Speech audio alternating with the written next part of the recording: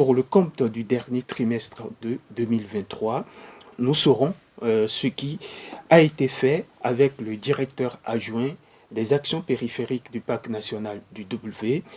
Avec nous donc, Monsieur Camilou Bagnan. Bonjour. Bonjour, monsieur le journaliste.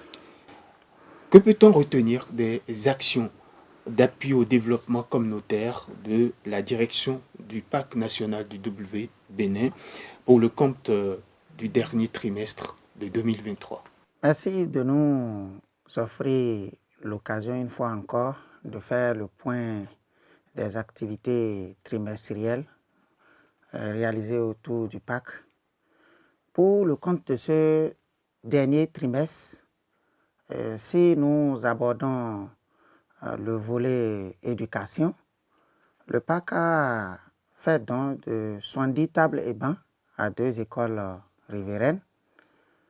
Le PAC aussi a signé un accord avec 25 écoles primaires publiques pour la contribution au fonctionnement des cantines scolaires, et ce qui va jusqu'à un montant de 8 700 000 francs CFA.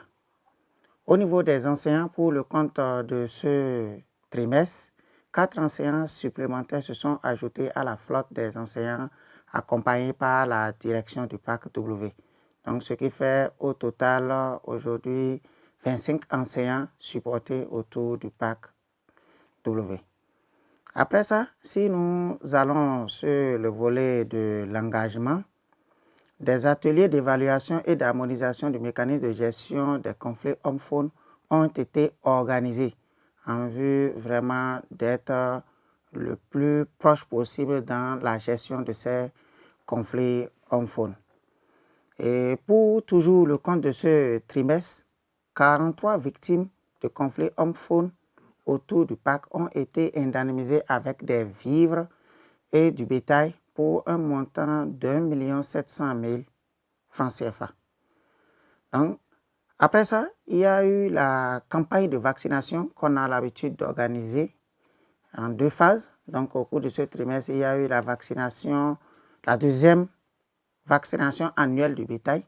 Et au cours de cette campagne, 25 000 têtes de bœufs ont été vaccinées. Donc, toujours dans le volet de l'engagement avec les communautés, plus de 450 réunions ont été organisées avec plus de 10 500 participants autour du PAC pour toujours maintenir le contact et sensibiliser sur les thèmes des règles du PAC, le mécanisme de gestion des plaintes et la restitution des activités du PAC. Après ça, il y a eu une activité qu'on appelle Umuganda, qui a consisté au nettoyage du marché d'Alpha Kwara. Donc, on a organisé une campagne de salubrité en accord avec les communautés du village de Alpha Kwara pour faire le nettoyage de ce marché.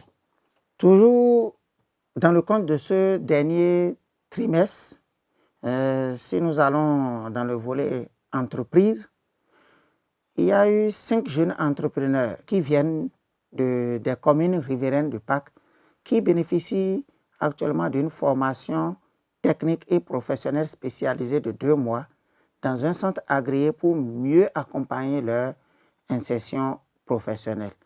Donc, c'est ce qu'on peut retenir des actions communautaires au cours de ce dernier trimestre. Et pour le compte de l'année 2023, quel bref bilan peut-on faire des actions majeures menées par la direction du Parc national du W au profit des communautés du Parc national du W? Merci, monsieur le journaliste. Pour le compte de l'année 2023, nous allons aussi prendre ça dans des différents volets. Nous allons commencer aussi par le volet engagement, le volet dans lequel, tout au long de cette année 2023, plus de 2500 réunions ont été organisées autour de la périphérie. Et ces 2500 réunions ont touché près de 5000 participants à ces réunions dans les localités du parc, toujours pour leur expliquer les mécanismes de gestion du parc, la stratégie de conservation du parc. Donc, si nous sommes toujours dans le même volet, on a pu recenser près de 114 victimes de conflits hommes-faunes qui ont reçu aussi des indemnisations. Et ces indemnisations vont jusqu'à 4 335 000 francs CFA. Il y a eu des réalisations comme la réalisation du barrage de Finfengou et la réhabilitation du barrage de Guéné qui ont été faits, mais malheureusement, en raison des intempéries subies au cours de la saison des pluies, ces deux barrages ont subi des dégradations qui nécessitent une nouvelle réhabilitation.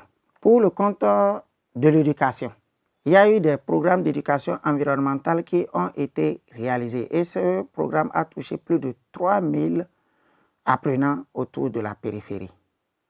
Après ça, le parc a fait don au niveau de 13 écoles primaires publiques et riveraines des équipements didactiques dans lesquels on peut retrouver les manuels au programme, des fournitures scolaires, des instruments géométriques et même des équipements sportifs pour un effectif de 738 apprenants bénéficiaires directs. Dans l'éducation, toujours, 25 enseignants ont été soutenus par le parc tout au long de cette année 2023. Et ces 25 enseignants viennent de 22 écoles riveraines, ce qui a permis de donner cours à plus de 1200 élèves au cours de l'année scolaire 2022-2023. Toujours soucieux de l'éducation, le parc a fait don aussi des tables et bancs, parce que vous n'êtes pas sans savoir que si vous avez les bons documents, vous avez aussi même des bonnes cantines. Si vous n'avez pas là où vous allez vous asseoir pour pouvoir mieux apprendre, ce n'est pas aussi favorable. Donc, le parc a pensé à ces apprenants-là pour un temps soit peu soulager leur peine. Au niveau toujours de l'éducation, donc comme je l'avais dit un peu plus haut, les écoles bénéficient aussi d'un appui en cantine scolaire. Et cet appui vient sous forme de contribution à la gestion de la cantine scolaire. Encore de ces 25 écoles, plus de 5000 apprenants ont été touchés. Si je reste toujours dans le même volet, nous avons ce qu'on appelle des clubs environnementaux qui sont installés dans les collèges ou bien dans certains collèges riverains du parc. Et ces clubs environnementaux sont animés par des techniques qui permettent de produire des plants. Et au cours de l'année 2023, 3500 plants ont été produits par 7 clubs faunes autour de la périphérie, dont 3150 ont été utilisés pour le reboisement autour du parc. Donc, le parc reçoit parfois des demandes de plants. Donc, ce sont ces apprenants qui ont bénéficié de la formation des équipements qui mettent à disposition ces plants que le parc utilise pour des activités de reboisement autour de la périphérie. Si nous quittons ce volet, nous nous retrouvons dans le volet que nous appelons entreprise ou économie. Dans ce volet, il y a la pêche qui a été réalisée au cours de cette année 2023 et on peut retenir plus de 16 tonnes de poissons pêchés pour les communautés autour du parc. À part ça, il y a la collecte des fruits de baobab parce que le parc autorise les coopératives, plutôt la coopérative des baobabs, à avoir accès au site de baobab pour faire quelques collectes. Donc, plus de 5000 kilos de baobab ont été collectés et transformés au cours de l'année 2023. À part ça, au niveau de l'apiculture, 5000 ruches opérationnelles et contrôlées dans le parc par l'Association des apiculteurs riverains. Dans la stratégie de gestion du parc, à part au-delà des 3 volets que j'ai cités en haut, il y a un volet qu'on qualifie de plus.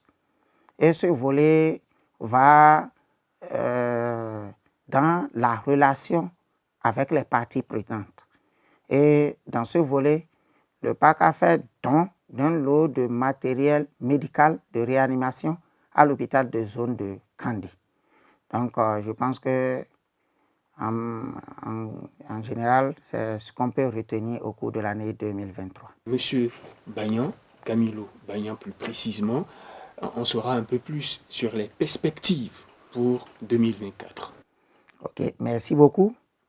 Effectivement, il y a des perspectives auxquelles le PAC est en train de penser. Il s'agira de poursuivre ces activités déjà engagées au cours de l'année 2023. Donc, on peut notamment retenir au niveau du mécanisme de gestion des plaintes, ce mécanisme sera renforcé et sera mieux élaboré. Après ça, nous allons voir au niveau du mécanisme de gestion des conflits en faune la mise à jour de sa mise en œuvre, si on peut le dire ainsi. Au niveau des écoles riveraines du PAC, ces écoles seront toujours plus accompagnées en matériel didactique. Le soutien en enseignants communautaires va toujours continuer et les séances d'éducation environnementale vont toujours se poursuivre avec plus d'impact. Un accompagnement sera fait pour la redynamisation des avigrefs.